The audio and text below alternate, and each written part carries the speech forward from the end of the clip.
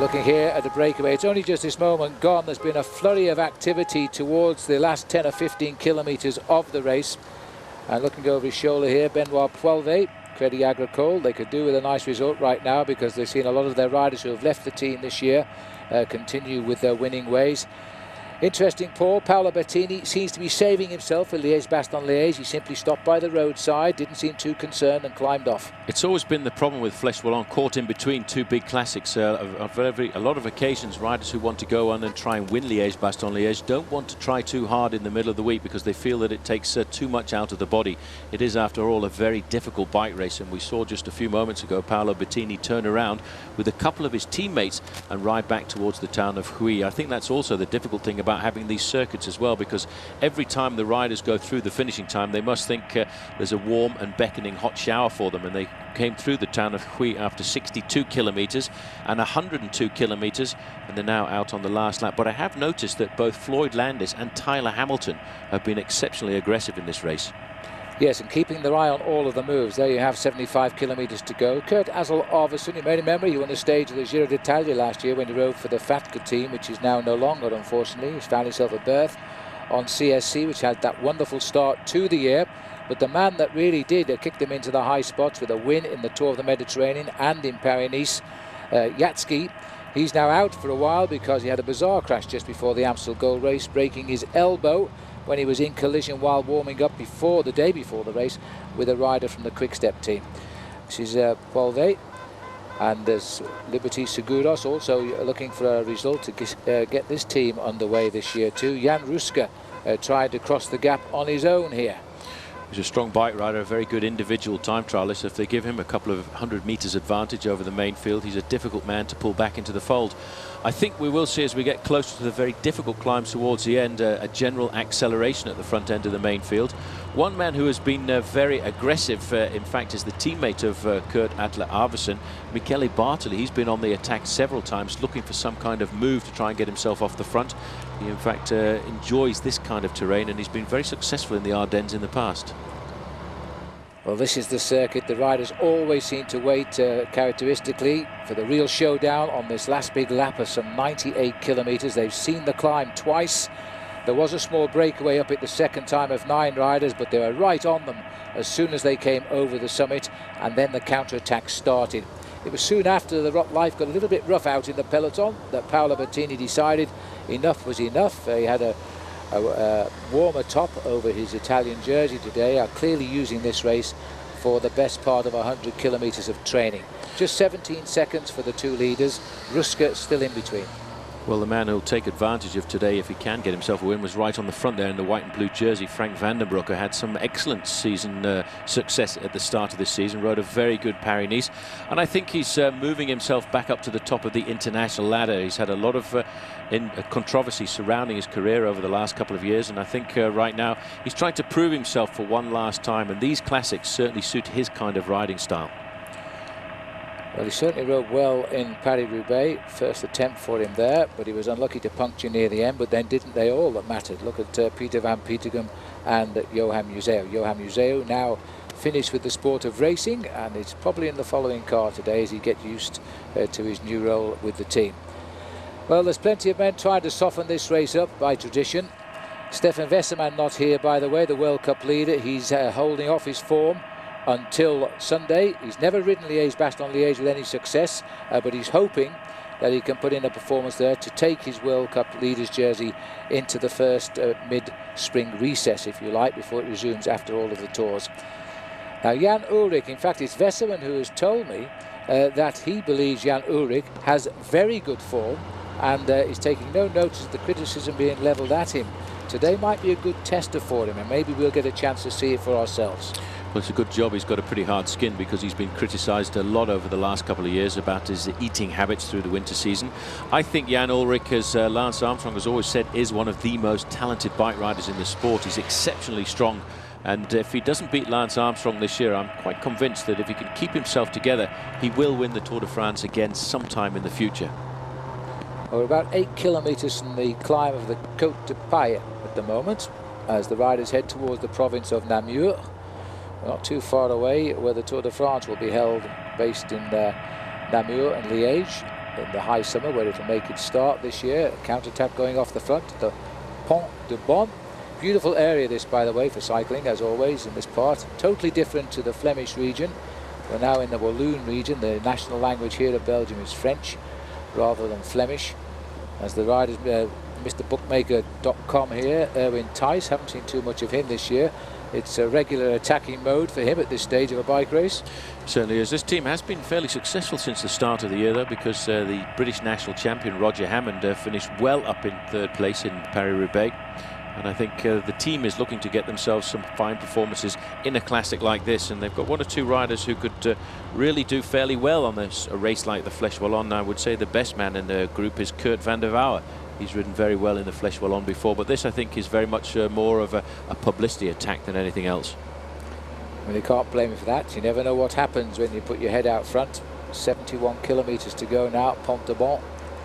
And that means we're just 6 kilometres away from the top of the Côte de Paille. We'll be in the village of Paille in just about 5 kilometres time. The 2 leaders, Benoit Poelweg, I beg your pardon, and Kurt Asle Arvesen, the Norwegian rider, on CSC now.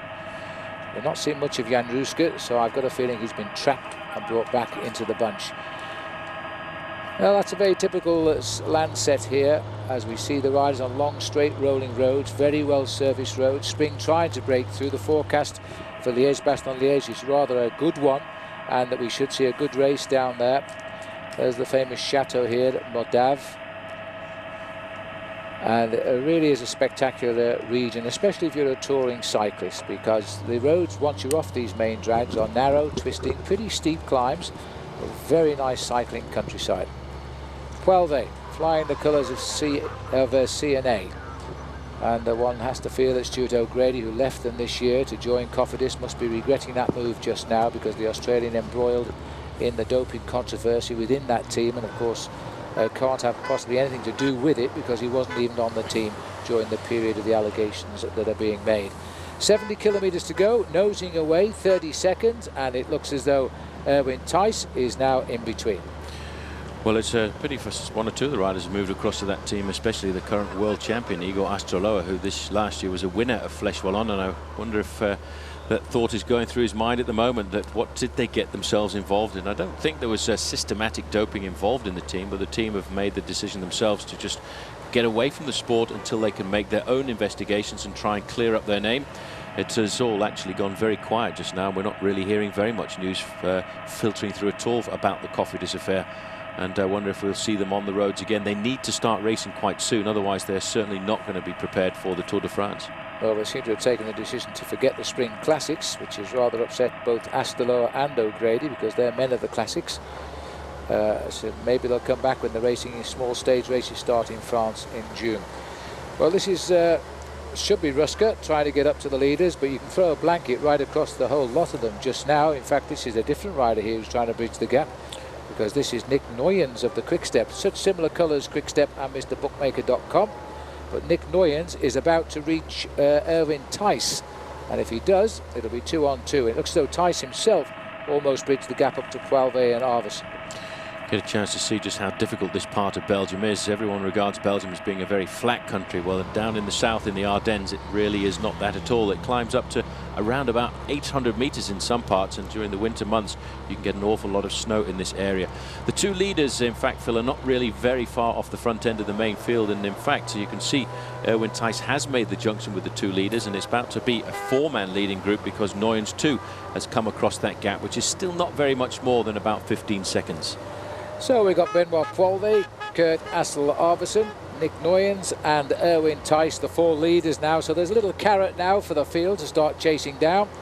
You can see just how similar those 2 colours are right now, and that'll cause confusion as the time goes on this season, I think. There's the 4 for you, 4 different countries, except that 2 from Belgium rather.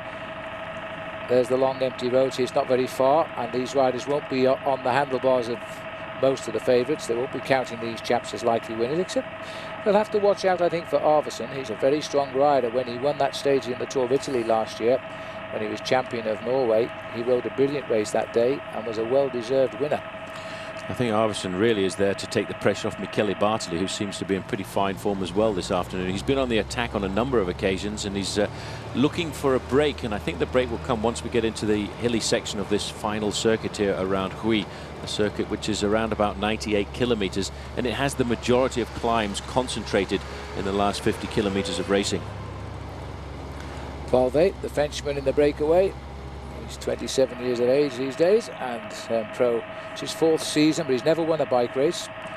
But in fairness, he has always been a great aggressive cyclist. Now, a counter move, Bradley McGee on the left of our picture there. Nice to see him. He's had a bit of a downside. He hasn't really got himself going, obviously, this year, though he's certainly got his track form. Certainly has excellent track form, and I think he'll be thinking along towards the Olympic Games in the month of August, and it's going to be rather interesting to watch the Tour de France and see how many of these riders will possibly this year use it as preparation for the Olympic Games in Athens. You can see now a lot of the big names are starting to be very aggressive. They're starting to get themselves up there, and they're starting to get themselves in a situation where they're looking for moves to go across, and you keep repetitively seeing that very dark blue jersey of the US Postal Service, and that is Floyd Landis, who looks to me today, Phil, as if he too is a man on a mission to try and get himself a victory.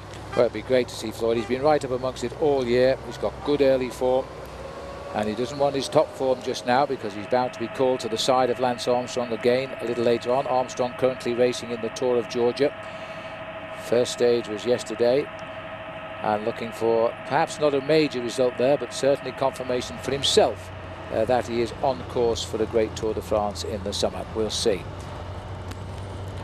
Well, the four-man group seems to have lost a bit of its impetus here. Poilvet going to the back of the group, trying to force the other two riders to come forward and set the pace making, and that's not a very intelligent thing to do, because the two guys who have just made the junction, they need a breather for a kilometre or so before they can catch their breath back and get themselves into a situation where they're prepared to then start contributing to the success of this move.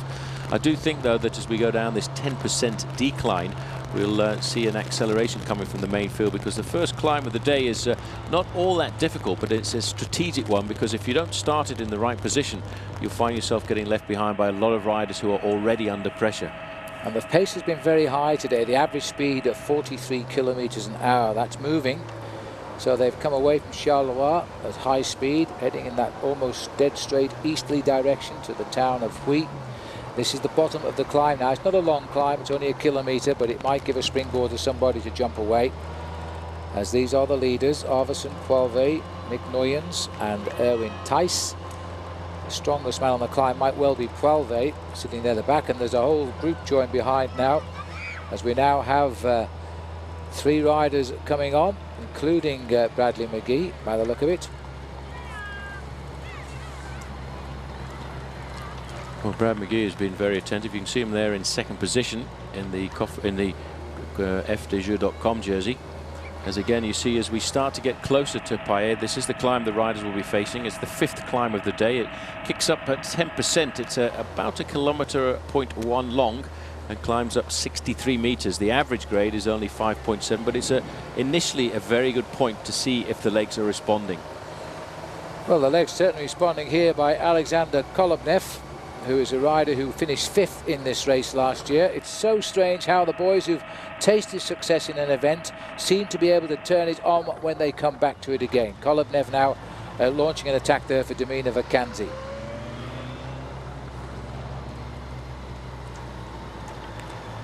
As the breakaway has swelled quite considerably here now, but the arrival of Kolobnev and certainly McGee is making it very, very interesting, the move now. There's the original breakaway, joined there by Ramirez, Thijs and McGee. Looking further down, Genti, he has also come up, the Italian here. That's an interesting move. He's a good man to get into a breakaway like this, and he'll take a lot of pressure off his team. As we look a little bit further down, here's the big figure of Axel Merckx on the front end of the main field. He's always enjoyed the Ardennes Classics, and this on the left-hand side is Michele Bartoli. He's looking very aggressive. I think he's looking for the win here this afternoon, but he's going to the front a long way out, because we're still around about 65 kilometers to go to the finish, which is around about 1.5 hours of racing.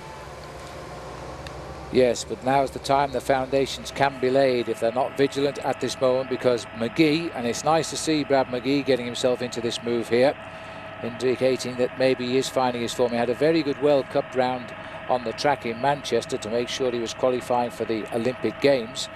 And here is a man now who's planning both the Tour of Italy, the Tour de France and the Olympic Games, and wants to be on top form for all of them. That is a really tough call.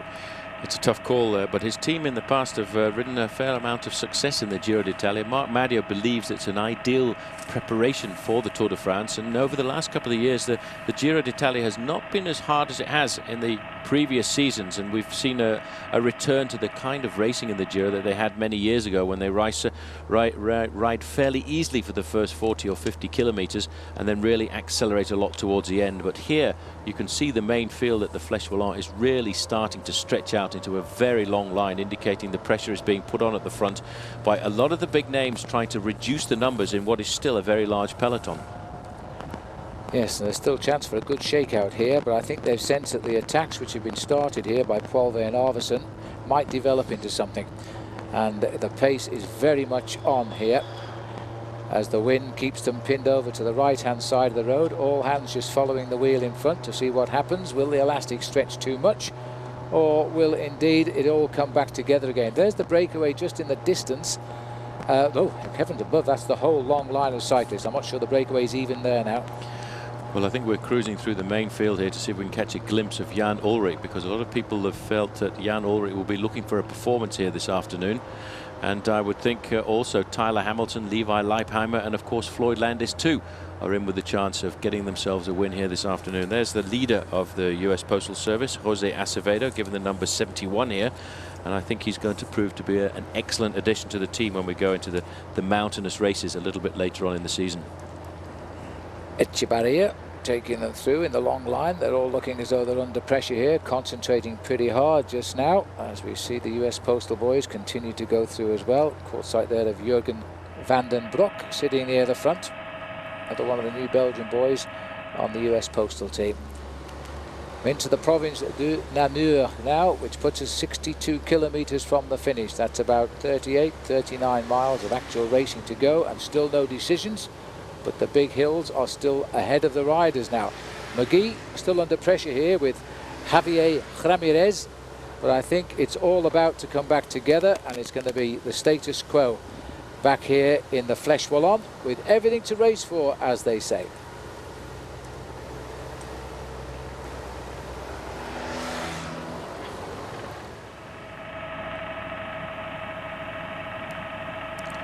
So as we continue then, the loops now around the Huy. This is the final circuit, and looking out at the peloton, they're all together at the moment, thinned out quite a lot. We did lose Paolo Bettini, who decided to retire not long after passing through Huy, probably training for Liège-Bastogne-Liège. We've had a breakaway of 7, which has just this moment been caught. Bradley McGee was part of it, so too was Kolobnev, the Russian rider, who was 5th in this event last year. And at Liberty Seguros, no flags to fly for them yet this year. Javier Ramirez is down there in the thick of the action. But basically, they've got around about 38 miles still to ride. That's just on 60 kilometers to go. And all of the little nasty climbs towards the end still in front of them, Paul. I think what's interesting over the last few kilometers, we've seen an awful lot of Tyler Hamilton at the front end of the main field and Floyd Landis, who both look very good this afternoon in the Fleche Wallonne, and I think we'll be looking for some kind of a result. We're looking at around about 62 kilometers to go, but it's in this last section now that the majority of the climbing is very much concentrated. Again, it's an acceleration on the front end of the main field.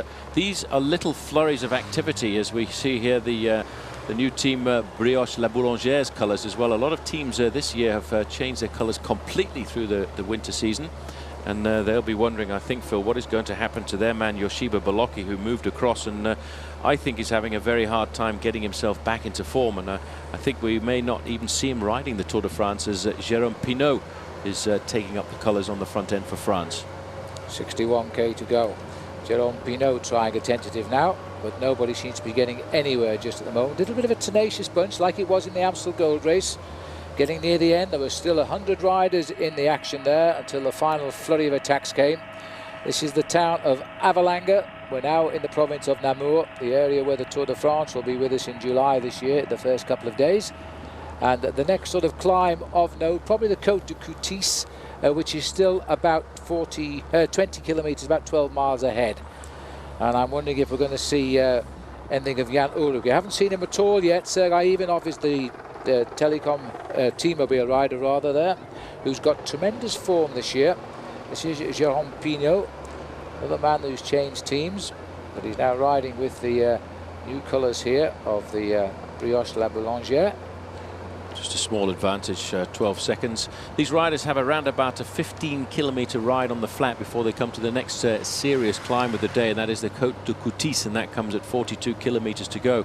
But even though those are the categorised climbs in this part of Belgium, there's no such thing as any flatland at all. In fact, I don't think there's any flat part of the course now on the run down towards the finish line in Huy. No, and the riders know that. That's why they've had just the usual early attacks being brought back as they raced in easterly direction into Huy on the first stretch of 62 kilometres. Up the hill they went. Second time up the climb to complete a 40-kilometre lap. There was just 9 guys in front, but you could reach them with your hands. They were brought back. Now we're on the third and final lap, and there really is everything to race for right here as we watch the Fleche Wallonne. The one rider at the front here is Jérôme Pinault, 18 seconds. You have to start somewhere. He's got the big chainring rolling now, and he's picking up a nice wind just at the moment. What wind there is blowing today. It is a fairly warm day, although overcast. The weather for the weekend ahead, and Liège-Bastogne-Liège is good. And I would think we'll see a greening of the trees as spring continues here, right down deep in the bottom end of Belgium, in the Wallonne area where the national language is French. This youngster, just 24 years of age, will be trying to see if there's going to be any reaction in the main field. On the front here, a former national champion of France, Nicolas Vaugondy, is trying to get himself clear. All of these small attacks are really putting pressure on the main field. We've seen a lot of the big names attempt to get clear in the early part of this big loop, the 98-kilometre final loop around the town of Huy, but nothing really all that serious. I think the serious climbs, the serious attacks won't really start to come until we get to the Côte d'Arnère, which is around about 15 kilometres to go, and the Côte de Boisseau, which is at 30 kilometres to go. That's when the big men will come out and see if they can shed the men who have managed to stay on their slipstream for an awful long time. One name to throw into the midst, I think, is Eric Decker, who I've just seen riding at the back end of the main field, but he seems to be riding into some kind of form, having battled for 2 years to get himself back to the top of the sport after a very nasty leg break in Milan-San Remo 2 years ago.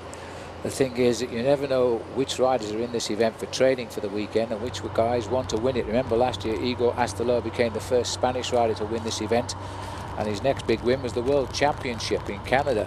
And he would have loved to have tried to defend his lead, or his title rather, here, but he's planned a whole season around these spring classics, and they've all gone to the wall now because of the doping controversy within the Cofidis team. So he's on the sidelines. Rumour has it his agents are meeting with Lamprey, and in the next 48 hours or so we might hear news he's left Cofidis and has moved across to Lamprey, because they too are in something of a spot of bother, because Francesco Casagrande has a knee problem and he hasn't raced at all this year.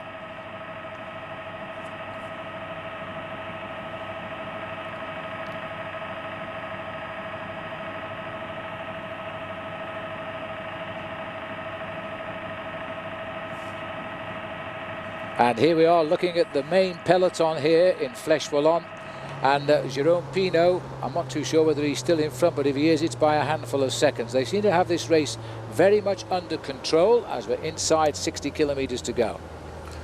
The orange jerseys moving to the front of Levi Leipheimer's team. Leipheimer's had a very good start to the season with a win already under his belt on one of the most difficult stages of Semana Catalana. I think he too is the kind of rider who could come up with a performance in this race. It's always very difficult, bridged between two very difficult one-day World Cup classics. A lot of riders take this race seriously.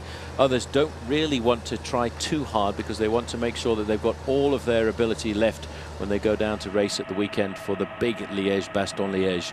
And it's quite strange because over the last couple of years these have been completely changed around, these one-day classics, because it used to be Fleche Wallonne followed by Liège-Bastogne-Liège and then a week's break before the Amstel. But the UCI, the international governing body, has changed that calendar around somewhat as we get a quick glimpse of the leader there, Jérôme Pinault. He's about 15, well, it's moved out to 25 seconds off the front end of the main field, but I don't think he's going to go too far because you can see the long line is very much stretched out and controlled by some pretty serious teams. Pinault, 24 years of age now, but he's only in, funnily enough, his 3rd season as a pro. He's won races every year. This year will not be an exception. He's already had a victory in the Clásica de Almería, which is in Spain. And he's a tentative rider who goes out front and sees what happens. He could do with a bit of help right now, I think, because these long straight roads are really tough to battle against. There's McGee just wiping his nose there as he's going back down the field a little bit. Danish champion Nicky Sorensen always near the front. He's there as well. And a lot of work being done, especially by the Euskaltel Euskadi team, because we're coming into their type of races now. And Paolo Bassoni also caught a glimpse of as well there. A couple of riders at the front there for Chocolat Jacques as well, and I wonder if they're thinking about what is going to happen with their team, because they've actually been making moves to try and sign up David Moncoutier, who has made a statement just recently that he's going to hang fire and wait, try and stick it out and hope that his team Cofidis come back into action later on in this season. This is the lone leader at the moment, Jérôme Pinault, still just 26 seconds in front of the main field. 4 wins since he turned professional back in 2002. He's a young rider who in fact turned professional, having spent a long time riding for Jean-René Bernado's development team, the Vendée U, and one day moved across to become a professional team, Team Bonjour. He came alongside them and popped up with a win in his very first season in the Tour of Normandy. But this, I have to say, Phil, on the front now, is the team of the start of this year's season, Team CSC. And it's a team that I think will be looking to try and get Michele Bartoli a win, but Kelly just pipping in there into 3rd position, looking very attentive. Bobby Julich is not riding with him. He's had a great start to the season. He's riding on the other side of the Atlantic in the Tour of Georgia. For the first time, there'll be a big showdown in the individual time trial there between Jens Voigt, Lance Armstrong and Bobby Julich, and it's a very long time trial too, 30 kilometers long, and we'll get a very good chance to see that on OLN I think sometime in the coming weeks. Yeah, well, absolutely, and I'm delighted they've got a big bike race back in the States, because they've sadly missed the Tour du Pont, which was a superb race. This is threatening to go even bigger than that race was, and they've got Mario Cipollini riding there as well, who wants to do a bit of training away from the public eye. I don't think he'll be away from too many public eyes, because they'll love him in the States, and he'll have to turn on the style sooner or later. But the first stage has been won by Gordon Fraser, the Canadian sprinter. But I think we're going to see a battle there. I don't think Lance will be too happy. Bobby Julich gets a grip of the race lead, and the feelings will be pretty mutual. Anyway, back here with the Fleche Wallonne, we're looking now at Jérôme Pinault, a rider who's just got those few wins under his belt Paul's told us about. His gap is stretching ever so slowly, out to 27 seconds now, so the field aren't too worried. CSC are the team driving at the front, which indicates to us perhaps Ivan Basso or Michele Bartoli are feeling good today, and it's time for a result.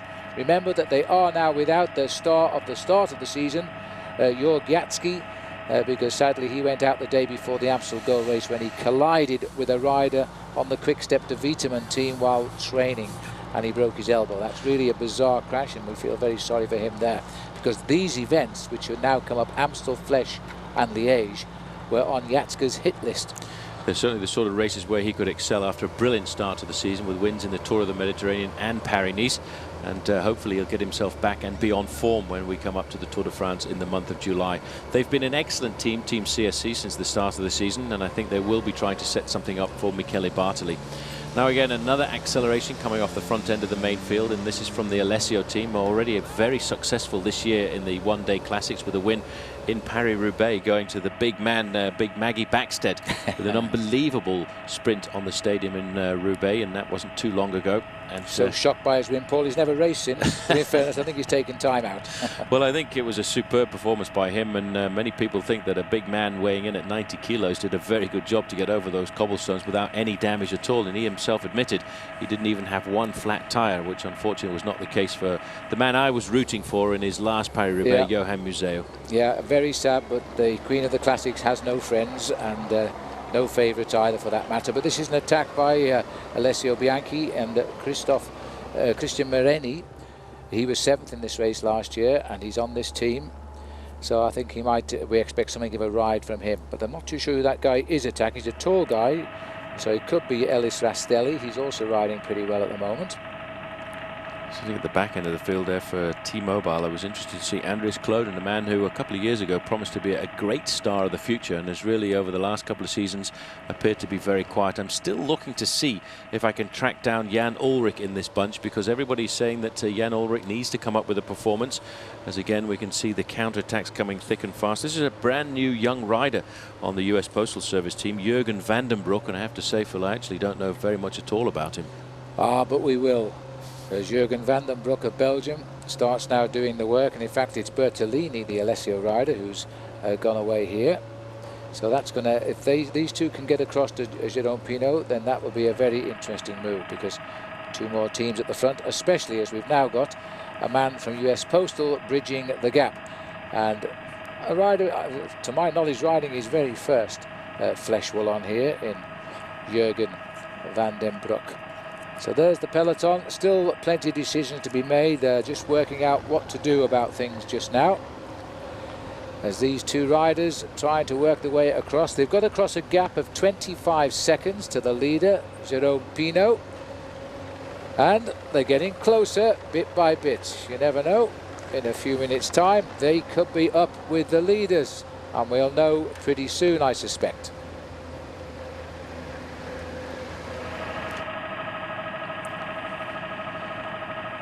As the helicopter pans back from those two, there's the peloton. Now a little flurry of attacks coming, which is interesting. Well, we're getting closer and closer to the next big climb of the day, and that is the Côte de Coutis, and that's rather a difficult climb, but what it does is it sets the riders up for the next climb, which follows it by just 4 kilometers, the Côte de Bel Air. Van den Broek was a young rider who was just a youngster, and last year he raced very well with the amateurs, getting himself 3 wins, and no relative at all to Frank van den Broek. And in fact he won last year the Triptych of the Mountains, which is in the southern part of Belgium, and he's I think just coming up to 21 years of age. That's right, 21 years of age. Didn't get any results after May last year, but obviously impressed Johan Bruneel, and now he's put him up in this group here. So the riders continue on. 54 kilometers to go at Jalais, and the road's got a little bit more narrow. There is Pinault. Here comes the cavalry. Soon we're going to have 3 riders in the front at 50 kilometers to race. Well, if Van den Broek did ride well in the Triptych du Mont last year, it will indicate that he's a pretty good bike rider in these undulating parts of the world. There's the peloton in search of 53. Looking down with 53 kilometers to go on the peloton, Alessandro Bertolini and Jurgen van den Broek have just joined Jérôme Pinault, so they're looking at around about those 53 kilometers to survive now. Van den Broek, who is the new boy on the block for US Postal, 3 wins last year, just 21 years of age. What a start he's got on the same team as Lance Armstrong. Hasn't taken him long to put his nose out front either. It's a nice move. Here they come. It's Bertolini setting the pace for Alessio. There is Van den Broek. Bertolini, a win this year already in the Tour of Lucca in Italy, and a pretty solid rider, the most experienced man in the breakaway. He's been a pro for 10 seasons, I think. For 10 years, and in fact it was a few years ago, back in '97, he was very successful here in Belgium because he actually won Paris-Brussels, and almost every year since he turned professional back in 1994 he's come up with a victory somewhere around the European continent. Here is the junction at the front end of the race, because most of the work has been done by Van den Broek here, as we now are forming at the Tête de la Course a 3-man lead group. Van den Broek, Bertolini and Jérôme Pinault. I have a feeling that the rider in the dark blue jersey there, as we look further back, again attacks coming off the front end of the group, Phil. I have a feeling that Van den Broek will be told by Johan Bruneel just to take a back seat and try and wait for the next section of big hills to come, because I've seen Floyd Landis looking very good here this afternoon, and the youngster I don't think needs to burn up too much of his energy in the break. They're trying to hold this race together, I think, till we just get towards those last little flurry of hills where they can break the opposition. But this is an interesting escape group that's trying to get away, and it looks as though we've got a Liberty Seguros rider and a Rabobank rider now trying to bridge the gap, and they too have opened a little gap on the field. The most active rider we've seen so far today on Liberty Seguros is Javier Ramirez, so it might be him having another dig. Rabobank always a great team to have around. I think Eric Decker's in this for a few training miles today because he wants to do a big ride on Sunday in Liège-Bastogne-Liège. We do have the American Levi Leipheimer in the peloton as well, but we haven't seen him yet. Well, you can see the main field is really only separated from those leaders by a mere 15 seconds, so it can all come back together very quickly after an acceleration on the front end of the peloton. And as we get closer to the next big climb, the Côte de Coutis, I have a feeling we will see a much more controlled approach to the climb there, because this race in the latter part is very much elimination from the rear, because these climbs are short and sharp in this part of Belgium, and riders who are not in the front 15 to 20 riders have a very hard time staying in contact, especially as we get down to the last 40 kilometers. There are 4 big climbs in a period of every 6 miles or so. Yeah, and you don't think the riders don't know it. Through the S's there, as we watch the peloton in a long, angry, thin line here as they chase for the wheel in front and hope the guy in front knows the right way, because the pressure is really on. We've had a very high average speed today, about 43 kilometers an hour average, but this last hour I think has been even quicker than that. Despite that, the riders have taken advantage. When the pace has dropped, they've jumped away. These are the 3 current leaders. Pinot on the front started it all for the Brioche La Boulangère team, the team which now looks pretty similar to the Dominic Vacanzi colours, but I can assure you he's a Frenchman up there. As we now go through the town of Pervez, which means we are around about 51 kilometres now from the finishing line, and not too far away from the situation of the Côte de Coutis. Now, while we're watching pictures here, no Lance Armstrong, of course. As Americans will know, he's riding in the Tour of Georgia, stage 2 today, and stage 1 being won by Gordon Fraser. But that, I think, although Armstrong insists he's there for the training miles and not to win, I bet if Bobby Julich starts winning that race, Paul, we are going to see a real clash of swords. I think we will see a clash of swords, especially in the individual time trial. Now, this is the counter-attack moving off the front here. This is a young Belgian rider on Rabobank trying to get across there, Kevin de Weert, and he was joined there quite smartly by Elminger, the man from Phonak Hearing Systems, the team that is Tyler Hamilton's new team. And Hamilton I've seen on a number of occasions riding very close to the front end of the peloton. You can see by the fact that they're stretched out into a very long line that the race is really very much on in earnest, as we are now, I would say, 6 kilometers from the next climb of the day, the Côte de Coutis, and that's where 1 or 2 riders are going to throw caution to the wind, because I think we'll see some serious attacks. Very impressed by this youngster, Jurgen van den Broek. He was an amateur cyclist last year, or elite category without contract, I think they call them these days. But now he's got a big contract. He's an elite rider on one of the world's best teams, US Postal Berry Floor, and he's now got himself up into the early move. It's not that early, of course, we're inside 50 kilometers from the finish, but it is a move which could count later. Igor Kamano of the Euskaltel with the orange jersey just passing through screen there. Paul Sherwin, keep an eye out for our man in the mauve, which will be Jan Ulrichs. I still haven't seen him. I still haven't seen him, and we've been up and down this main field on several occasions. I think the cameraman is looking for him. There's Chechu Rubiera moving through the field there, and he's a man who very soon will be looking to try and ride well with Lance Armstrong in the big mountains. So the peloton remains in pursuit of 3 riders. They should catch up.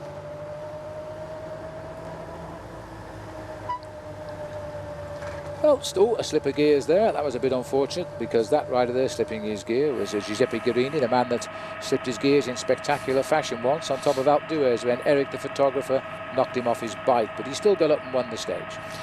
Very lucky, and in fact Eric, the young man who leapt out to take the photograph and in fact was around at his hotel the following day there to apologise, and I think he took it very well indeed. These are the 3 leaders. Jérôme Pinot on the front, joined admirably by Jurgen van den Broek of Belgium and the US Postal Service team, and also the most experienced man in the Blake there, Alessandro Bertolini.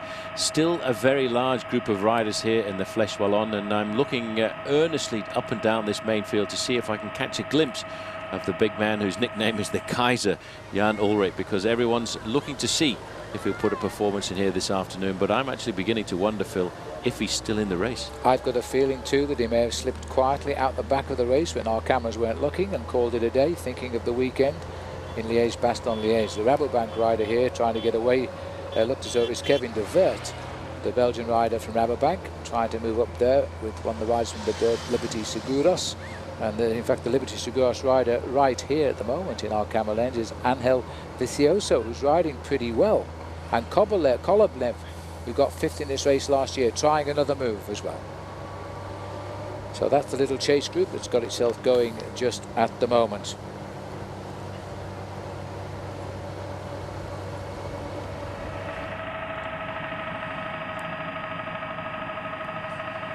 OLN's full lineup of cycling coverage will continue on Sunday, April 25th, when we bring you the same-day coverage of Liège-Bastogne-Liège. After winning last year, the American Tyler Hamilton brings his new Phonak team to defend. Catch the same-day coverage Sunday, April 25th at 4 p.m. Eastern, only on OLN. As we search the cottages for sight of the peloton in the 68th Fleche Wallonne, a little chase group is trying to develop here in pursuit of Jerome Pino, Jurgen van den Broek and Alessandro Bertolini. One of them is the rider who finished 5th in this race last year, Alexander Kolobnev, and the other one comes from Rabobank, which is Kevin de Weert, and there are 2 others down there as well. We're picking our way now towards the outskirts of the small town of Coulisses, and once they leave there we will go up the very difficult climb of the Côte de Coulisses. These are the 3 leaders, and Bertolini on the front there from Alessio is looking like a man seriously motivated here this afternoon. This is the youngster, first-year professional, and he will be very excited to be in a breakaway situation like this, and I would think the team manager is trying to calm him down. When you're a first-year professional in a race like the Fleche Wallonne and you're in the breakaway at this stage of the game, you start to get just a little bit overexcited, and he needs to calm his nerves, because a lot of difficult climbs are facing up in front of these riders at the moment. The only American cyclist ever to have won this race, I'll give you one guess, Lance Armstrong. You were going to say that, weren't you, Paul? I was going to say that. I think thought it was... you were. 1996, he's the only American to triumph in this event. He's been a man of the Ardennes over the years with his victories as well around the area. 47 kilometres to go, 13 seconds. The chase group is coming. Here they are. Chance to have a little look at them. The Liberty Seguros rider in this breakaway is the big sprinter. They won't like him being up there, Angel Vicioso. Well, there is a nice view there, because just in front you've got a glimpse there of the 3 leaders, and the pressure here from the chasers is in fact starting to split the group into 2.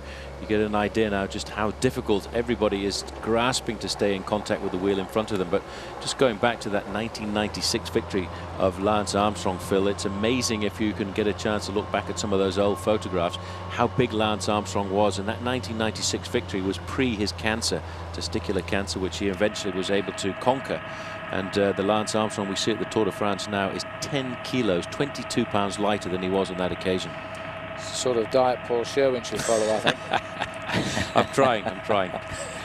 There is the field in a long, thin line here, getting a little bit concerned now that 3 are shortly to become 7 leaders. Now, there is a rider in there from Phonak. I think it might be Martin Elmiger, but we'll wait for confirmation of that. It won't be long before they're up. In fact, this is the back. Oh, well, we're going down the line of riders here now as our camera gets passed by the peloton. Keep an eye out for the T-Mobile rider. He wears 41 if you can only spot his legs and his frame number. That's what we're looking for. But we have a feeling now that Jan Ullrich is already out of this race, and we haven't spotted him leave it. But we might be wrong, of course. We might be wrong, but United States is very well represented, of course, with Levi Leipheimer still in the race. Tyler Hamilton, very aggressive about 50, 60 kilometres ago, I think, looking to give himself a fine performance in a race which I think suits him. And of course Floyd Landis, who has a teammate in this leading group at the front. There Jurgen van den Broek, in his first attempt here at the Fleche Wallonne, is in a break of 3 riders with just 12 seconds advantage over the main field. These 3 riders are all working very well together. I think the man who sincerely was hoping that they can build up on their advantage is Alessandro Bertolini, who's already got a win under his belt this season. Whereas the man from US Postal Service, I think, is just there to represent the team, to take pressure off Floyd Landis, who I feel certain will be looking to launch an attack a little bit later on. I wasn't too sure what the tactics were from Kevin de Weert, but he was trying to take the Phonak rider Elminger off the back of that group, or they were both getting pretty tired, or they've sensed there is the capture here right on behind them now.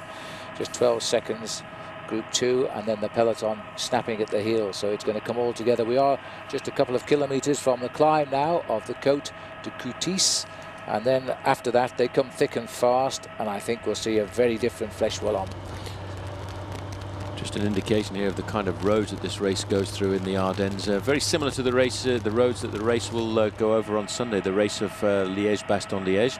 This is the next climb the riders will face, the Côte de Coulisses, followed very smartly by the Côte de Bel Air, and then the Côte de Boissou, which is a very difficult one. The penultimate climb of the day, the Côte de Benaïn, as it used to be called, is a very difficult climb with 11 kilometers to go, and very often the stepping stone for a breakaway to form before that nasty climb up to the finish. 19% at its steepest part, the Mur de Huy. And this is the first one, just a kilometre to the top now, and 45 to the finishing line. Sharp left here, and then into the little climb of the Côte de Coutis.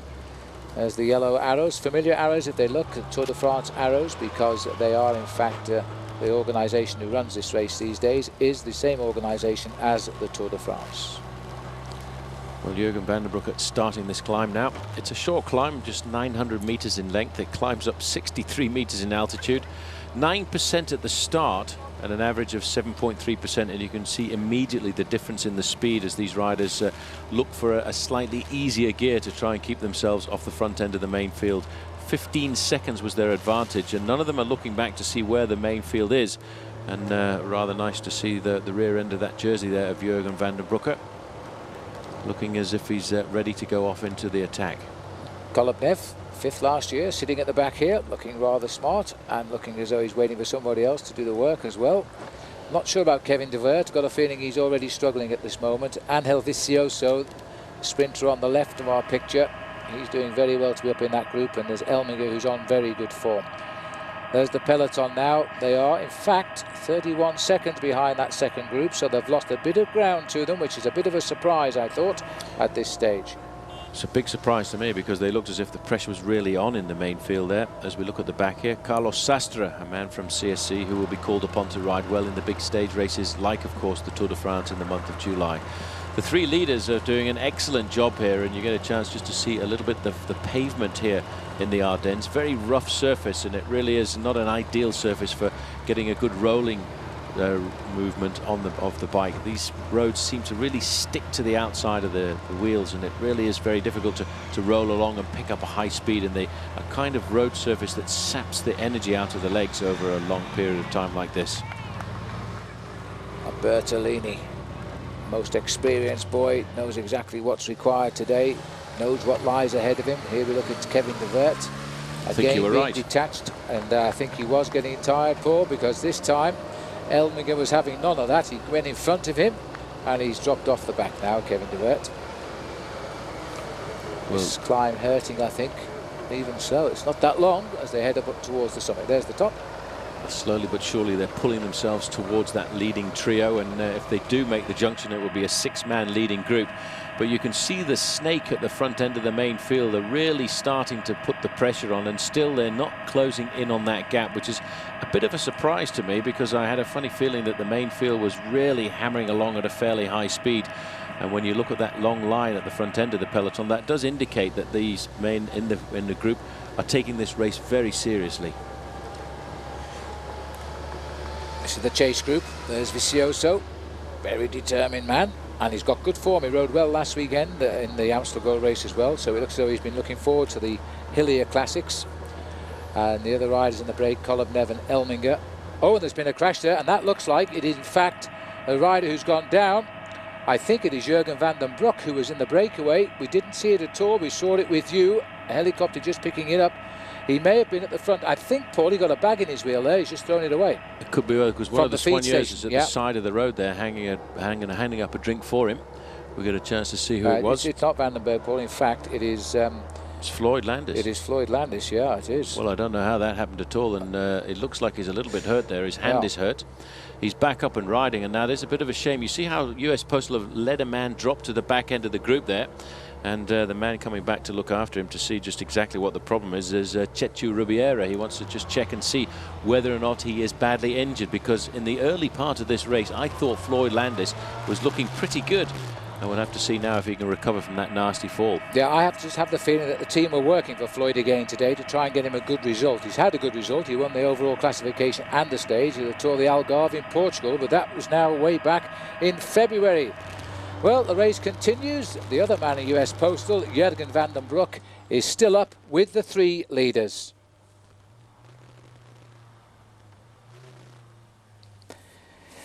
Well, we're all looking down and around and about. I think they must have heard this, a replay of this, that they must have heard the shunt of Landis there.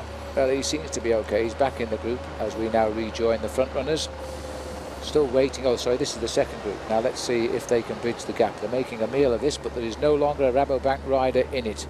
That was rather a strange crash there of Floyd Landis's, Phil, because it was right at the front end of the main field. He was riding in about 6th or 7th position, and it is interesting that at the front end of the field, it was in an area where he was going past one of his team helpers, and I wonder if they were trying to pass up a bottle or a bag at the side of the road, and it would probably have been a slightly illicit manoeuvre, because you're only allowed to feed in dedicated feeding zones. Correct, and we've finished our 2 zones for the day, and so, well, a little bit of the law of the jungle existing there, perhaps. Sorry about the bit of picture wobble, but it seems as though we're settling it down from the helicopter at least, as we're looking down at the bunch, still stringing it out towards the 6 men who are ahead.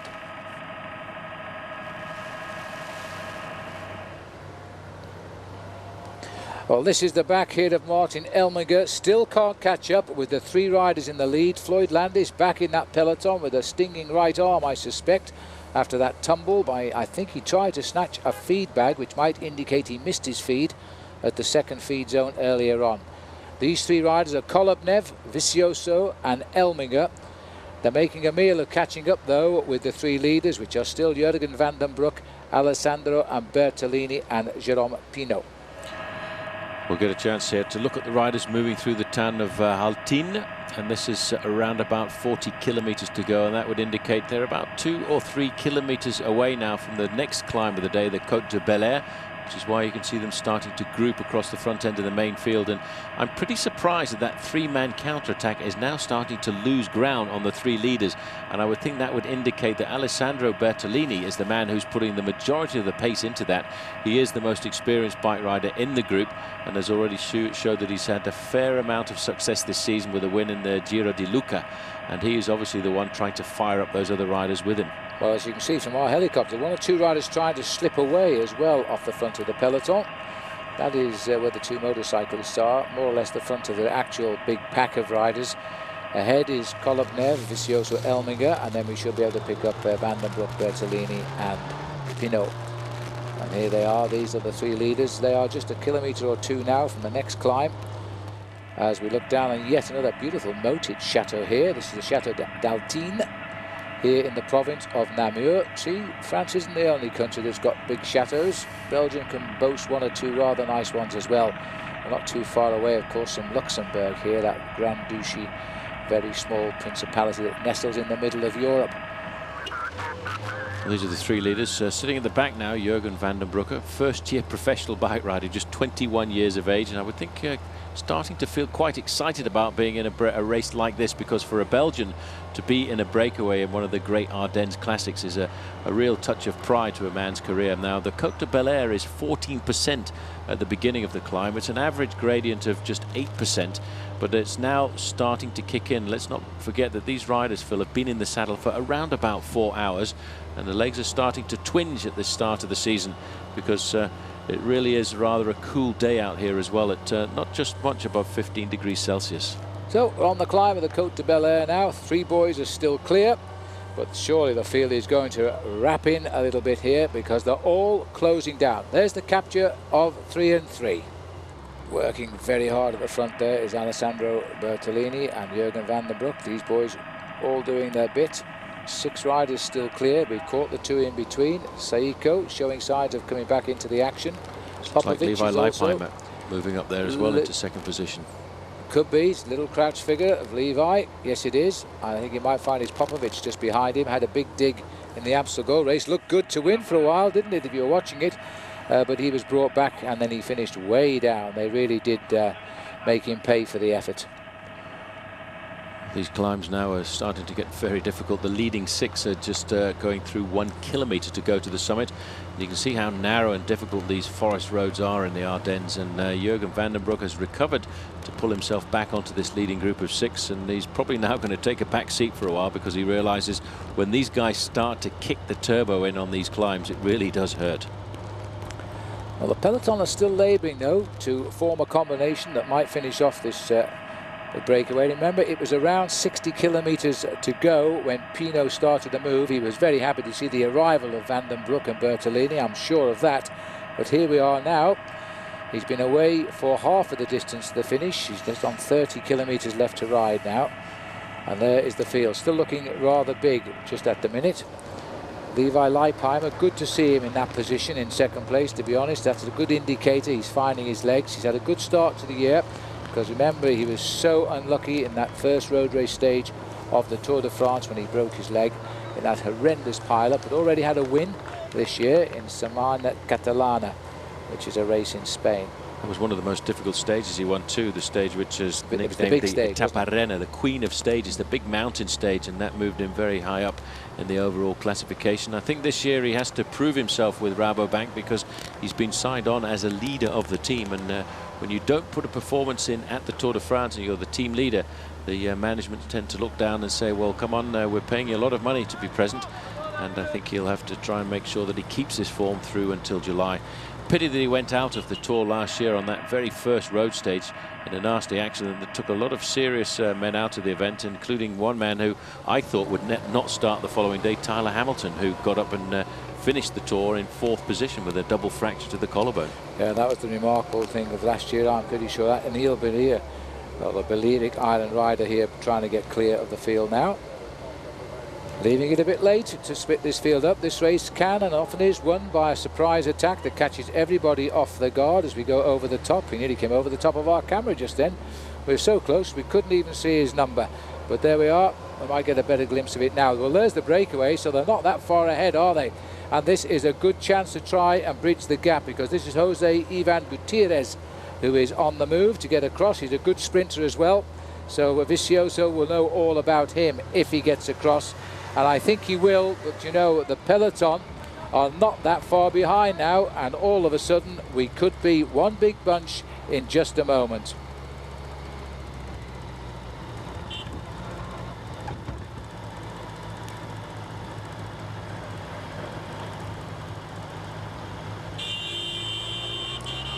Looking through the trees there, it looked as though Bertolini was trying to put in a little bit of a move to try and reactivate that breakaway, because it looks to me as though it's losing its actual momentum. Just goes to show how quickly the main field can close down a gap like that. It was 40 seconds at the start of this climb, just 3.4 kilometers, and they close it down as soon as they decided to put the acceleration on at the front end. I think the number of riders in this group has been somewhat reduced as well, as we now face up to the final 2 climbs of the day. The next climb they will face is in around about 15 kilometers time, and that's the climb of the climb of Benaines, it used to be called, and that's 11 kilometers to go to the finish. And then there's the big mother at the end, the Mur de Huy, which the riders will go up for the 3rd time, and that is a nasty one. It's going to be a spectacle if all this lot arrive at the base together, which I can't believe it, but right now it is looking a little bit likely. Attack going here from Euskadi Euskardi, one of the tall riders on the race. Samuel Sanchez would be a good guess, I would think, here, on good form just now. Not too much of an advantage though, only about 40 or 50 meters. Everybody now becoming very attentive. It's always a strange race, the Fleche Wallonne, because we very often get to this part of the race with a group of 40 or 50 riders, and you say, well, I think it's going to be a bunch sprint by the time we get to the end, and somehow or another there's always a group of 10 or 15 riders tend to get away on the Côte d'Ain towards the end, and this man is trying to fracture the front end of the peloton, hoping that a group of 5 or 6 riders will join him. Actually looks very much as if it might be Sammy Sanchez who's looking to get the breakaway. He's had very good form since the start of this season, and this is what he's after. He wants this group of riders to come off the front end of the main field and join him, and then they can start to build on something. Well, he's got his wish now. Can they split up the field here? 27 kilometers only to go to the finish, about 16 miles to race. I can't believe that they're going to take this peloton down to the base of the Huy, but you never can tell.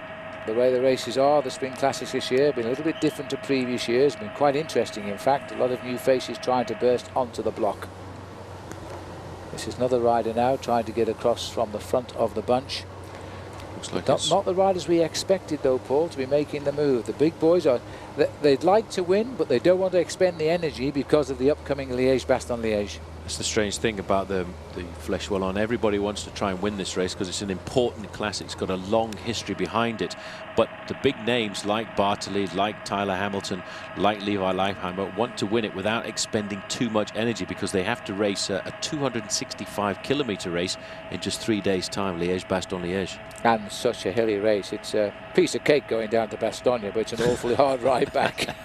Well, it's downhill all the way to the turn, and then all the climbs are thrown up in the riders' faces. This looks very much like the shape of Eric Decker trying to ride off the front.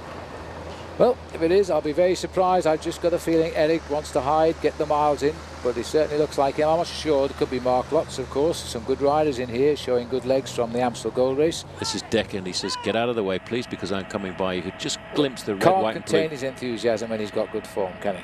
Red, white and blue on his shoulder there, just indicating he's a former Dutch national champion.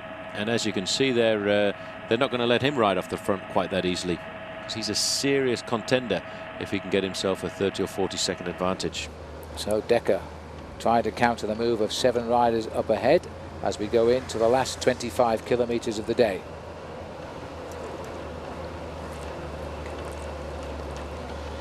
Looking at Eric Decker here now, at 26 kilometres from the finish. The 7 riders swept up just moments ago over the climb.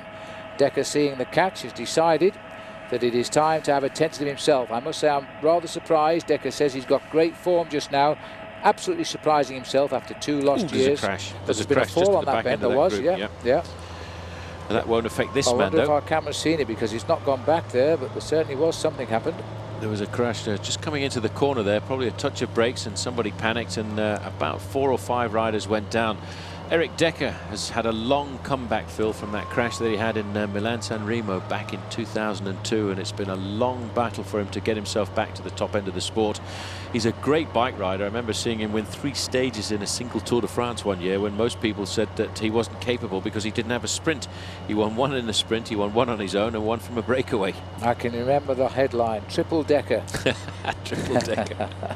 He's a great bike rider. But he's, after he had his problem with his knee, trained and came back too quickly, then he had a knee problem, and he's really lost 2 years out of his career at the most crucial stage of his career, which is a great shame. Licking his lips here, Gianni Farazin from Italy, pacing steadily. Gerolsteiner on a high. Well, Gianni Farazin a rider who's ridden well in the Fleche Wallonne before, and we haven't actually seen him over the last couple of seasons, but he's a very solid professional. This is the back end of the race. We'll get a chance to see just exactly who went down there. Is it? No. This is, in fact, Francisco Ventoso who went down there. Yes, he just probably got caught in that ditch there. No, it's not. It's actually Nico Seymans. Oh, yeah. He didn't look very comfortable at all, and it was just a touch of wheels at the back end of the group when he went down. And I don't think he'll be getting up to finish Fleche Wallonne here this afternoon. He was the winner of the Grand Prix Pino Cerami, poor old Nico, just before the Paris-Roubaix. Sadly for him, he won't be winning Fleche Wallonne today, but he doesn't look too bad. And he's got himself on television. Up with the leader now, Eric Decker, trying to make the escape of the year, this, if it pulls it off, and he's just the man that could do it. He's a bit of an expert at this. He tried and looked good in the Amstel Gold Race, then he got caught, and in the end got caught out. The only race he's won this year was in his hometown, and that was a place to win just a couple of weeks ago in Drenthe, in Holland. And that was when he said he has the really total surprise over the way he's riding. Hope he doesn't use too much energy, because he has said also he wants to do a great Liège-Bastogne-Liège. Well, he's putting the pressure on everybody else here. You see he's forcing Gerolsteiner to come to the front end of the main field, and they really are picking up the pace. As you can see, Eric Decker now is starting to go downhill slightly as they head down towards the valley before they kick up then to the climb of the Benain. Well, this is the first attack by, let's say, a nominated winner, if you like, today. And Decker is trying to hammer it home if he can. The last Dutchman, by the way, to win Fleche Wallonne was Joop Zoetemelk back in 1976, which I find absolutely amazing, but true. It's amazing to think that the Dutch have been so competitive in this bike race, and this is the kind of race that suits riders like, of course, Michael Bogert, Eric Decker, but it's a race that very often has been dominated by some other nations like the United States back in 1996, and like Spain last year when they got their first ever victory with Igor Astroloa, who's not defending his title here this afternoon because his team has suspended competition while they make internal investigations into a doping scandal, and to see just how involved certain members of the team have been. big figure there of Decker sitting astride his steed and trying to drive it on now towards the finish at Huy. Big obstacles still lie ahead. We're in the home province now of the Finnish town, Liège, as we race towards Ahan and the Côte d'Ahan himself, which is a tough little springboard, been used many times by the stars to leap away to victory. One of the ones that springs to mind is 3 times winner Moreno Argentin, who's now retired, the Italian, always used to dominate the races here. King of the Ardennes Classics for many years, and certainly enjoyed winning this when a couple of years ago when he was riding for the Gavis team.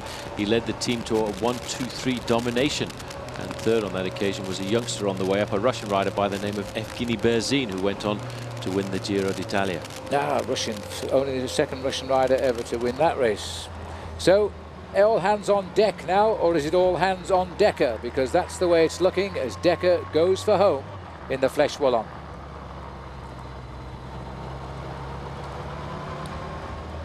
22 kilometres to go. It's not far in kilometres, but the road's a little bit undulating. Well, in fact, if you could jump into a helicopter and get to the finish line, we're probably only about 4 miles away as the crow flies to the summit of the climb of the Mur de Huy. But the organisation here dragged the race and the bike riders over another nasty little climb before we get there, the Côte de Benaïn. This is the main field, and only one man on the front is doing all of the pacemaking, and that's Gianni Farazin, who's been a professional since 1988. That's an awful long time. He's only had 13 wins in his career, but he's been very consistent at races like the Giro d'Italia, where he's finished in the top 20 on a number of occasions. Got a tricky right-hander. I'm not staying to see if anybody falls off there like poor old Nico Simons just did. Decker's really on a roll right now, though, because the peloton seems to be leaving all of the work to that one rider from Gerolsteiner and nobody willing to take up the chase. Perhaps they're now piling all of the gamble on that one little climb of Ahan, trying to rip away from the field so they can get on working and the chase down. Once you're over Ahan, you're on the way down to Huy. And I think if Decker can hold, what, 30 seconds over the top, he's got a chance. You can lose 30 seconds on the final climb up to the top of the Mur de Huy. But Eric Decker, I think, has actually played a very clever tactical move here, because he's not one of the super favourites for this bike race. He's not one of the big names who we expected before the start to be a winner of the race, and he's gambling now on a little bit of marking going on between the other riders in the event.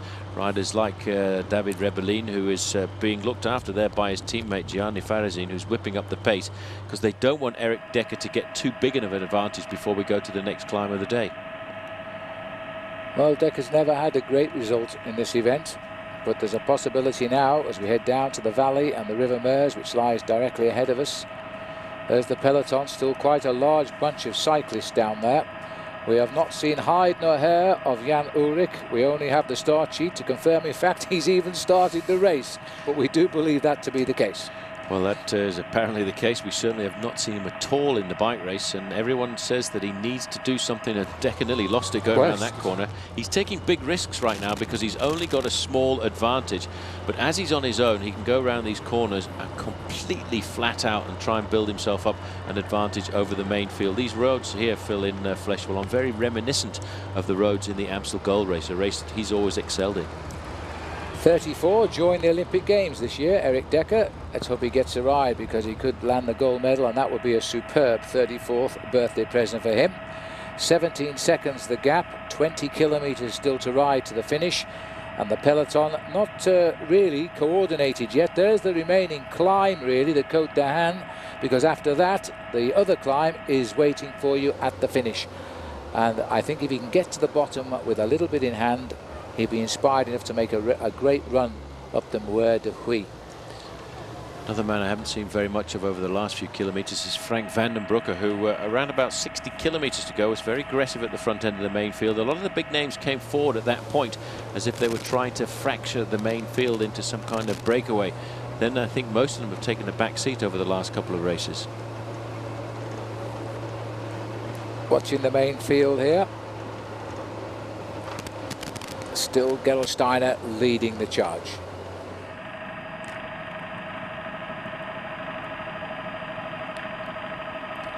The peloton still undecided on the 68th Fleche Wallonne what to do about Eric Decker of Holland. No Dutchman has won this race since 1976, and Eric Decker is still on his own, and he's scarpered and he's going for gold here. He still has the climb to come of the Côte d'Han. Once over the top of that, then he's got a real chance. As we now look at Decker, and the great advantage is, of course, he's in the back streets here, he's in the lanes, and they can't see him. And that's most probably in his favour now, more than that of the peloton.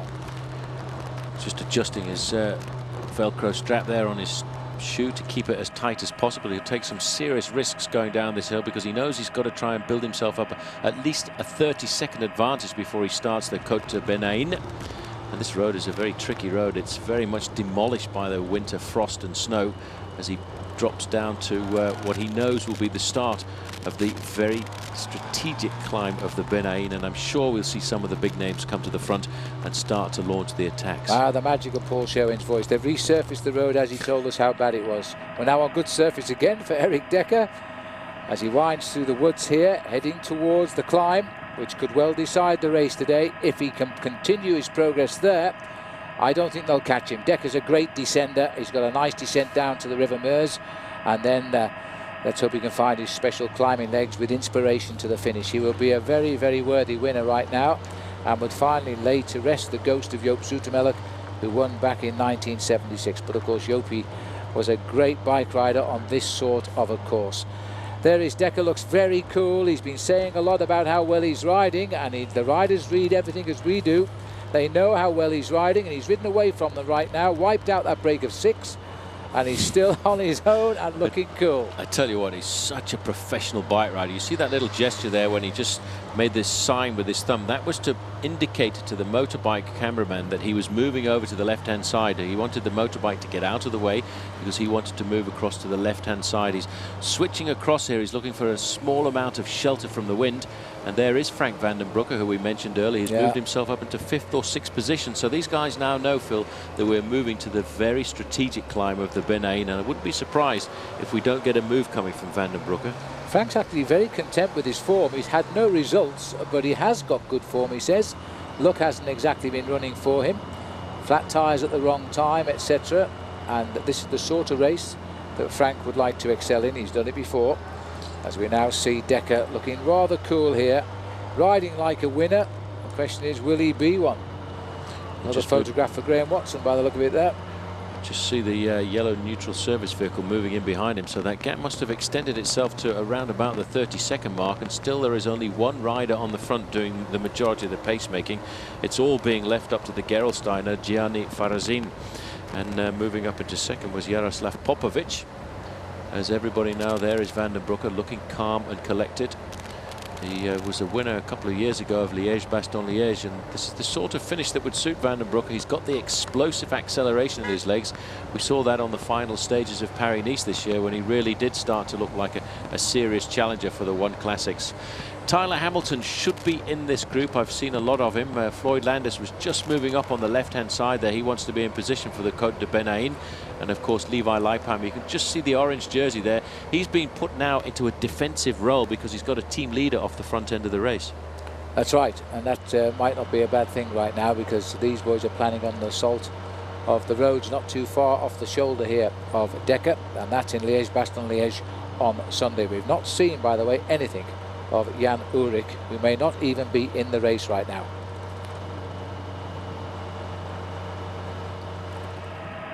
Well, we're looking here through the magic of television down to the River Meuse. There's the peloton. That's a very nice mix, and flying out the sky is Eric Decker. Here's the peloton looking across at each other. Don't look to me as though they're doing enough right now. There's a lot of infighting going on here.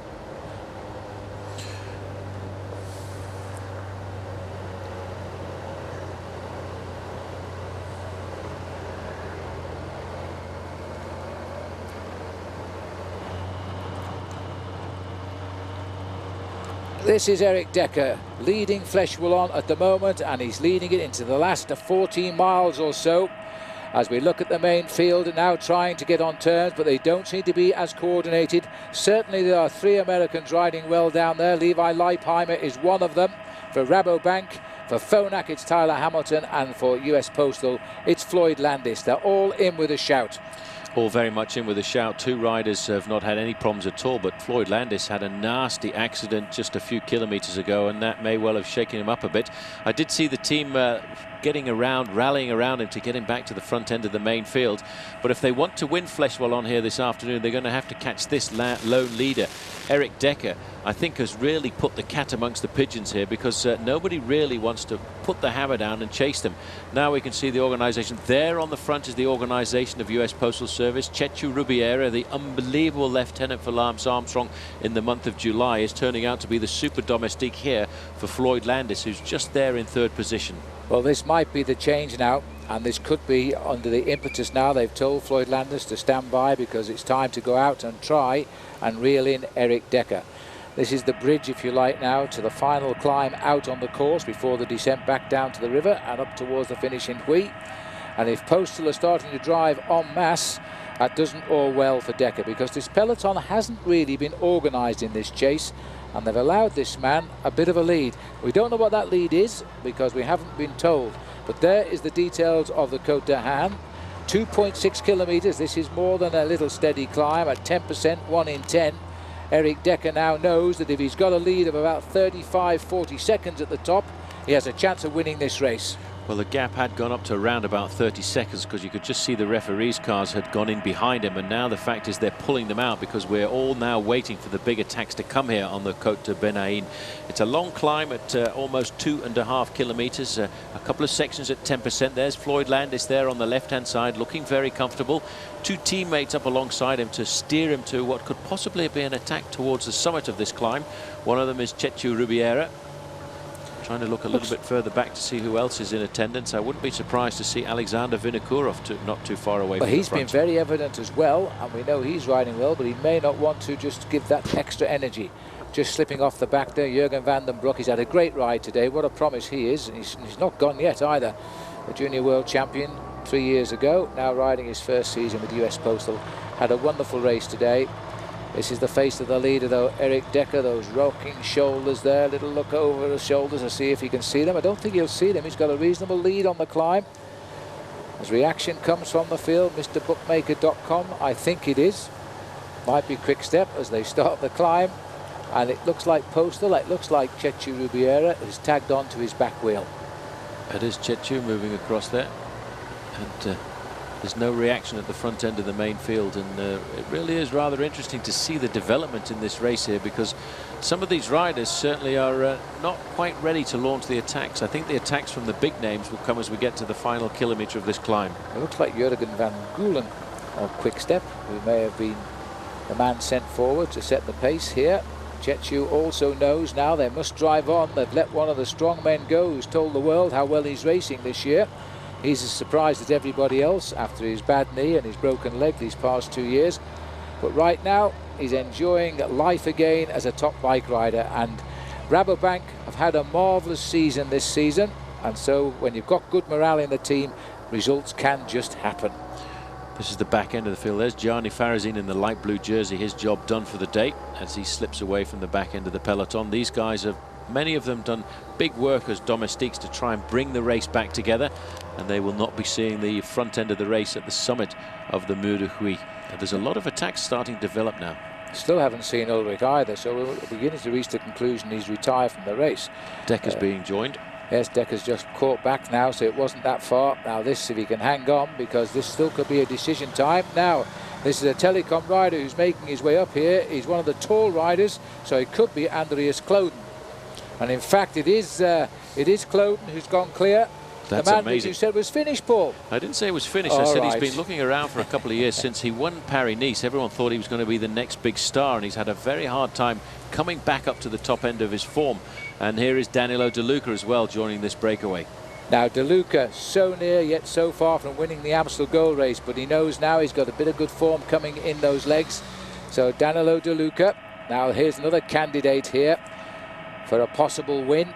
And Kloden, remember his bronze medal in Sydney 2000 at the Olympic Games. He knows he's got the strength on the finishing climbs. And this looks like Philippe Gilbert. I'm not sure where he is, but I think he's losing ground here. I think he's losing ground when you look at that kind of style there. But coming back to what I said about Clodin, you know, since that 2000 year when he was so good at the Olympic Games and he won Paris-Nice, he hasn't actually won a bike race since then. And he's been really stumbling around to try and get himself to the back end of the top end of this sport. Gianpaolo Caruso is the Liberty Seguros rider, who's also got himself into this rather little workmanlike group. And to complete the foursome here at the moment, then we've got Scarponi. Now Scarponi is having a wonderful season just now. We've always fancied him, but this season he's coming good. He's had 4 wins already. Now then, this is more serious because number 47 there, just tagging onto the back in the pink jersey, was Alexander Vinokourov, a winner of 3 stages of Paris-Nice. Look at the way he's looking over his shoulders. He's seen this small break forming off the front end of the race. He's leapt across the gap very nicely, thank you very much. And he's looking calm and collected. This is a great bike rider, reads a race very well.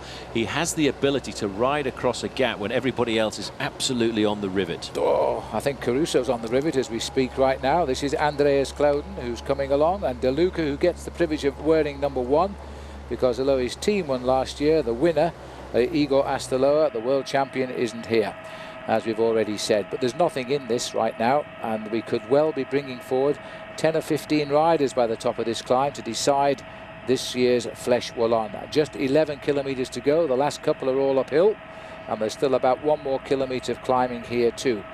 There's the split in the field now. The strong men will out on this climb. Ouch, it's starting to hurt. There's the counter-attack. That looks like Alexander Vinokourov has gone straight over the top of the group there. Immediately joined there by Danilo De Luca. As we can see, this race is really starting to put pain into the legs of a lot of these bike riders. The leader here of Euskaltel Euskadi for the day, David Etxebarria.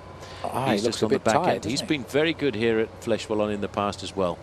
Samuel Sanchez, the rider, just in front of him there. It's squeezed through the gaps here now, guys, as they scrabble for the wheels. Marcel Strauss, Gerolsteiner also there.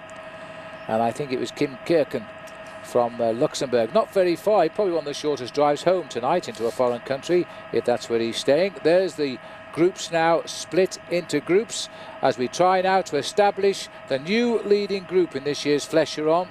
And Alexander Vinokourov is right up amongst it.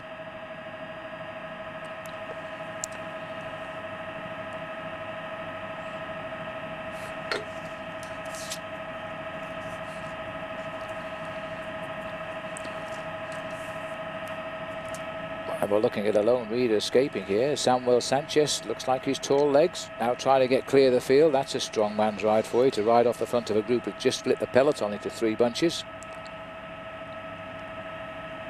A lot of these riders now under serious pressure. We're inside 10 kilometres to go from the summit here of the climb of the Côte de Benaïn. They will drop down towards the valley of the Meuse. And then they face up to the very difficult, nasty ascent, the final ascent of the Mur de Huy, which the riders have already been up twice. So Samuel Sanchez, a rider who is doing a typical move for Sanchez, to ride away from the field when they are all under pressure and try and hold them off. As he now continues with about 10 kilometres left to ride, long flat road for the moment, then we'll drop down a little bit onto the riverside. There's 2 chasers down there just now. And that includes T-Mobile's Guerini, I think.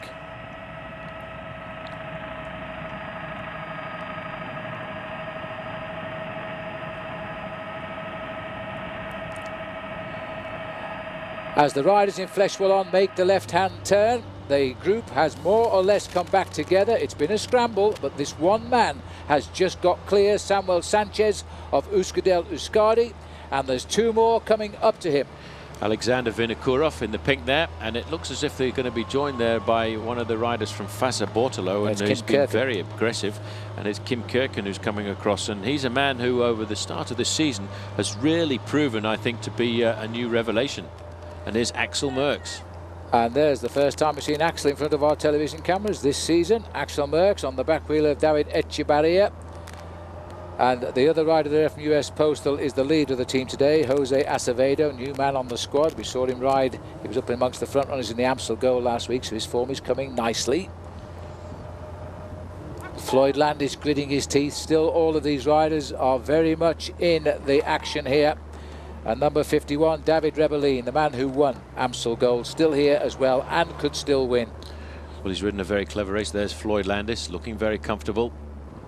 He's not got too much to do here. He needs to just sit back and see how the race develops, but they do need to pull back these three leaders.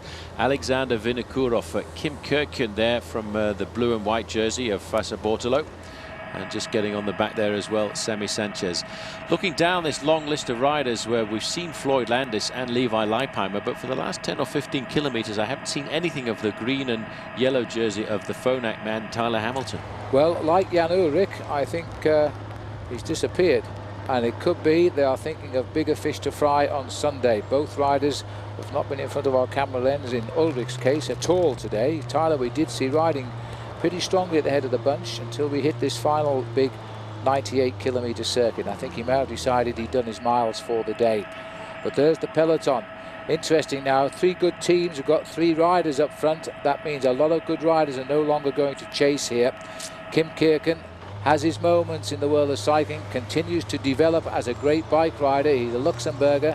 I've got too many of them in Luxembourg. He finished 4th in the Tour of Switzerland last year and he won Paris-Brussels. So he knows what it's like to win these smaller classic races, and he'll be a hard man to beat, but then again so too will Vinokourov. Well, that three-man group I thought was looking like a very serious contention for the win this afternoon, but if you can just see, the group is slowly but surely starting to claw them back. Somebody has come out on the counter-attack and is halfway across the gap, and that has really put the fire into the wood pile here, because your man in the orange jersey, Sami Sanchez, has decided now's the time to try and go it alone. Everybody here is absolutely scrambling to try and get a slight advantage over anybody else before they start the final big climb of the day, the Mur de Huy. There's the remnants of the group, which has certainly been reduced in numbers, but for the Fleche Wallonne it's still a pretty big group. It is a very big group, and still all of them in contention here. If they can organise a chase back, it still could be all hands for themselves as they climb the Mur de Huy. This is the back of that leading bunch now. All of these riders, the only riders left in with a chance of winning the 68th Fleche Wallonne. Remember, up front, Sanchez, Vinokourov and Kirkun. Vinokourov, I think, has to be our favourite, Paul, if this stays away. If it stays away, but I think it's going to all come back together. In fact, in all of the confusion, the big attack by Eric Decker was very rapidly nullified just towards the summit of that climb when they started to turn up the gas on the Côte de Benaïn. In fact, it is all back together, although one man has about a 15-metre advantage on for the front end of the group. We're now looking at a group of around about 35 riders who are now looking to see if they can spot the 5 kilometre to go sign. Well, looking through the trees there, these are the three original leaders, not quite all together, because there's the peloton still looking for them, and the pressure being applied at the front end to try and stop them catching up. Good testing roads. This is the way down now. Nasty left-hander coming up. Here it is, full hairpin bend this one. Sanchez goes round, they do it well. Keep the pressure on. 6 kilometres to go. We've got a kilometre or so down the hill to the river. Then it's a scarper across the river, and then it's a couple of kilometres up the hill. So we've got about 3 kilometres of flat left now. Totally flat road before we climb to the finish. Vinokourov, who's never had a podium finish in this event, he's done plenty of good luck in Liège-Bastogne-Liège, but he's never had a podium finish in this event now, and somebody is crossing the gap. Well, it's a red jersey. It may well be one of the Saeco riders, and if it is, I would expect that to be Danilo De Luca, but it's not, unfortunately. It's Celestino. Now there's another man for the classics. A good move by him. He's looked at this, he's tried to pull the team along to try and get Danilo De Luca into a position to try and get himself a good position. He's had a good start to the season, but I don't think he will cooperate in a situation like this, because he'll try and leave the advantage to De Luca. Well, Celestino loves the classics. He's had a 4th in Liège-Bastogne-Liège a couple of years ago, but he is a rider now who could really do very well in here. Christian Moreni, he too is a man who was a very aggressive bike rider. He's managed to get himself halfway across the gap. They're looking to try and pull this race all back together, and they certainly will have to do that in the next kilometre or so. These were the 3 original riders. They've now been strengthened, plus Celestino, and that is a real bonus for them, because he will drive on. There's 3, 6, 7 riders down there, and the peloton. Everybody's really scrambling. You have to, at this point, all of these riders now realise they're in with a very good chance of taking the victory. Christian Moreni here of Alessio is halfway across the gap to the leading 4 men. 7th in 2002, so he likes the finish. He knows what he can do. He's got confidence. Celestino straight to the front here. Vinokurov knows him well, will welcome his strength over this last couple of kilometres of flat road. He feels as though if he doesn't make this work, then it's goodbye to any podium finish today. Totally committed at this point. They can't take any time out now. They've got to keep going. The big advantage of being in a breakaway like this is you don't have the confusion at the bottom of the climb. If that race comes in as a group of 30 or 40 riders at the bottom of the Mur de Huy for the final time, it is so very confusing. I think Christian Moreni had a slight problem with his gearing there. He just backpedaled to try and jump it up a gear. He's just about 50 meters off the back of that leading group of 4. But he will actually act as a carrot to the main field, who will be chasing his wheel as he's chasing these riders. So it could still very much come all back together for the final ascent. If he gets on again, another lump of strength has hit the front. But there's the peloton doing the bridge here. Moreni is the carrot, and the peloton looks a little bit smaller now, but there's still plenty of riders down there. This is Christian Moreni. Alessio's had a very good race today, especially they had Bertolini in that long breakaway with Van den Broek as well as Pinot. But this is Moreni as he makes it's just dangling off the front there. You can see him by that motorbike. But this whole field looks as though it will come together in the last couple of kilometres of racing. These are the 4 leaders, 4 very strong men, especially at this stage of a big race. All of them winners. But I'm not sure they're going to be a winner today. These men are committed now, though. They've got to give everything. They've put a lot of energy into this breakaway, and if they sit up and wait for the main field, they won't have all of that much explosive energy left in their legs. And you can see that it's being dragged back together as we come into the outskirts of the Mur de Huy. There are the 4 leaders. They're in Huy now, and the main field is 10 meters off the back wheel. Little over 2 kilometres then before the finishing line, and most of that's going to be uphill once we pass the town side. So we're not too far away now. We're coming in off the hills of the Ardennes, racing back into Huy. Remember, each time we come into town, different routes so far, because there are 3 different visits to the hill. Well, we will have in a moment when we climb it for the last time. And the breakaway looks as though they're going to be, well, they have all together. And there goes an attack on the left of our picture. I thought it was a US postal, but in fact I don't think it is. I think it might be, you know. That looks like Floyd Landis. Vinokurov was very attentive, and he just immediately leapt across the side of the road there to make sure he could get onto the wheel of the man who was attacking. And it looks as if it could very well have been the shape of Floyd Landis. Put himself in the right position for the climb. Well, how long is it since we've seen a bunch of this size go on to the final climb of the Huy? Very long time since we've seen a large group of riders, which is almost 40 strong, coming through the outskirts, and it's going to be very precarious to try and stay at the front end. And as this road kicks up, you've got to be in the first 10 or 15 places. You can see the line of light blue jerseys there. That is Gerolsteiner. They're trying to set it up for David Rebellin, who's had a very easy race, and this is the right kind of finish for him, especially after his win last weekend in the Amstel Gold Race. Celestino is bringing them to the foot of the Mur de Huy. But there's every man for himself now. We are going to be treated to a real battle of the wall this time as they try. It looks like Frank Van den Broek about 6th or 7th down on the right. He'll fancy his chances at 1 kilometre to go. Christian Moreni is still at the front, and Rebellin is looking for the double. Well, Axel Merckx moving on the left-hand side in the red and white jersey. He's going to accelerate. He wants to be first to the bottom here of the Mur de Huy, and they've got to respond immediately to this.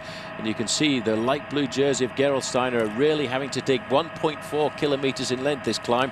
And I tell you what, it kicks up at 19%. It is a vicious climb halfway up. Well, 1 in 5 in old money as they try now to tackle the Mur de Huy.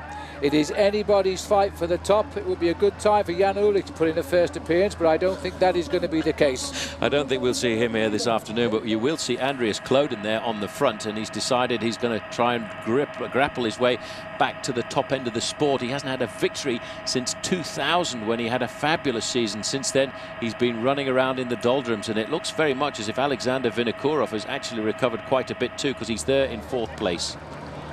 We're relying on the pacemaking here from T-Mobile as Vinokurov tries to do something back there. It is still anybody's race. This looks like Andreas Kloden again is making the move. Danilo De Luca is there. Now Oscar Freire is here somewhere, just tucked in the Rabobank colours in 4th place. David Rebellin looks as though he's right there. This is going to be an interesting move. Now Oscar Freire winning will be a real turnover, but Vinokurov trying to go with that forward party of some 8 or 9 riders. There's Floyd Landis just going round. You can see what damage this final ascent here up to the summit of the Mur de Huy does to a peloton. There were 40 riders in strength here as we got to the bottom. And there is Tyler Hamilton. He is in the group, but not really all that aggressive and explosive. But I think it's an indication that he's going to be a man to look after in Liège-Bastogne-Liège at the weekend. But no sign at all of Jan Ullrich. He's not in this leading group, so somewhere along the road today he's turned home for the changing rooms. We continue the climb to the finish with it still being anybody's race. This is Kessler leading the way up the front as he continues now to, and Danilo De Luca grits his teeth and kicks, and this is Danilo De Luca gone. He's taking with him now the Gerolsteiner Devil Rebellin. Rebellin is on terrific form, remember, because he took the Amstel Gold Race, first win since he won the San Sebastian World Cup event in 1996. And now Danilo De Luca trying to give Seiko a good end to the spring season, because they've had not anything like the comparison to last year. But remember, they won this race a year ago with Igor Astaloa. Now it's Rebellin, and this is Deja Vu with the Amstel Gold Race, one-on-one with another rider. And again, Rebellin is judging an uphill finish the best, as Rebellin's going to make it 2 wins. He can't do a thing wrong right now. David Rebellin gets the victory again. Danilo De Luca takes second place, and Kessler is holding on for third. Well, that was a superbly timed move there by David Rebellin. Also coming up towards the line here, Alexander Vinokourov has held off after being in the breakaway, and there's Frank van den Broek too, got to get himself a top 10 finish. Amazing move there by David Rebellin. As we see, looks like Manuel Beltran from US Postal Service coming in. He'll finish well inside of the top 15, but that was a good move by Rebellin. Calm and collected. A man can sprint like that when he's had a big win under his belt, because he's so much more relaxed. Well, he gambled all day on that happening. A big group finish on the hill here. There's Floyd Landis coming in now for a time at 41 seconds. Well, David Rebellin certainly timed his sprint to perfection. This man, Phil, for many, many years has promised to be a serious star at the top end of the sport. He's had some very good wins throughout his career. This makes it win number 37 this afternoon. He turned professional back in 1992, so he's been a pro for 12 years now, as we can see the remnants of the main field starting to come home in what has been a very difficult final 20 or 30 kilometres. There was just a quick glimpse of Didier Roos, the French national champion, coming in. These riders were riders who were dropped on the final climb. As you can just see here, this acceleration. Danilo De Luca went far too early, and he started to crack just a little bit towards the end. You can see De Luca there just starting to close the gate, but he knew he couldn't do it too much, because otherwise the judges might have got a little bit annoyed by him moving off his line and boxing in Rebellin. But Rebellin had absolutely superb acceleration, and he was the strong man of the race. But he did gamble on being in the group that came together at the bottom of the Mur de Huy, and he hasn't used that much energy when we think about what's coming up for him in 4 days' time. So as we see, another victory for David Rebellin, a podium finish for the first time for him in Fleche Wallonne. He's finished 4th and 6th in this race in the past. Now he is the winner, his second classic race in just 4 days. David, félicitations, hein. Personne n'avait jamais réussi à gagner et l'Amstel Gold Race et la Flèche Wallonne. Fantastique. Ah oui, pour moi aussi, yes, I've got absolutely superb condition at the moment, and I was in a big day. I said today I was going to have an easy race and see what happened at the end, and I thought if I could be with the leaders at the end, I'd try and win, and that's how it worked. You've showed a very good demonstration in the climb up to the summit here, but Danilo De Luca went up pretty quickly. I know that he was very strong, and I got straight onto his wheel, and then in the last 100 meters I knew I had a little bit left in my legs. With your legs here this afternoon, can you win Liège-Bastogne-Liège? Yes, now the way I've ridden at these last races, these are the races that I do prefer, and with this condition that I've got at the moment, I probably can win, and it'd be important to try and get some World Cup points. Well, there's the result. David Rebellin gets the victory over Danilo De Luca. Matthias Kessler in 3rd place. Scarponi, he's coming to form, was 4th. Vinokourov rode a good race, but in the end was 5th. Same can be said for Andreas Clouden. Frank van den Broek taking 7th on the line, and Manuel Beltran completing the top 10 for US Postal there. Further down the list, Popovic in 14th place. Watch out for him on Sunday in Liège-Bastogne-Liège. Rick Verbrugge, he's won this race in the past. He finished 18th. Top 20 completed by Jose Ivan Gutierrez. So there we are, David Rebellin, he wins the Amstel Gold, he now wins the Fleche Wallonne. Will he make it 3 and take Liège-Bastogne-Liège? Well, that's another video. Until the next time, for Paul Sherwin, I'm Phil Liggett saying so long.